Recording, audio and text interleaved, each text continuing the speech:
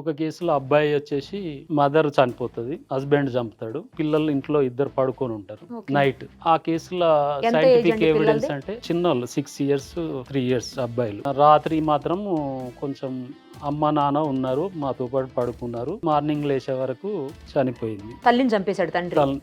ఆ కేసులో ఏం చెప్తారంటే అబ్బాయి యాక్చువల్ గా గొడవ జరిగింది అవన్నీ కరెక్టే చెప్పింది, కానీ హాస్టల్ అయ్యారు కదా ఇక్కడ చెప్పడం లేదు. అబ్బాయి ఫాదర్ చెప్పింది అని చెప్తాడు కదా, మేము పడుకున్నాం, మేము ఏం చూడలేదు అంటే. ఆ కేసులో మేము సింపుల్ గా తీసుకున్నాం. నైట్ ఎవరెవరు ఉన్నారు అంటే మా అమ్మ నాన్న మా తమ్ముడు అందరం ఉన్నాం. అమ్మ వచ్చింది పడుకున్నది, మార్నింగ్ లేచే వరకు అమ్మ చనిపోయింది, అంతవరకే. సైంటిఫిక్ ఎవిడెన్స్ ఏమొచ్చింది, థ్రోట్లింగ్ అని క్లియర్ గా వచ్చింది. ఆ ఒక్క అబ్బాయి సాక్ష్యమే మాకు ఇంపార్టెంట్. నైట్ మాత్రం 4 members ఉన్నారు, రిజల్ట్ మాత్రం థ్రోట్లింగ్ వచ్చింది. థ్రోట్లింగ్ మీన్స్ గొంతు పిసికి తీసుకెళ్ళడం. మరి థర్డ్ పర్సన్ ఎవరు లేరు. ఆ ఒక్క రీజన్ తోటి హాస్టల్ అయినప్పుడు కూడా ఆ కేసులో కండిషన్. సూపర్. అసలు మీరు అటువంటి కేసులు చాలా ఉన్నాయి.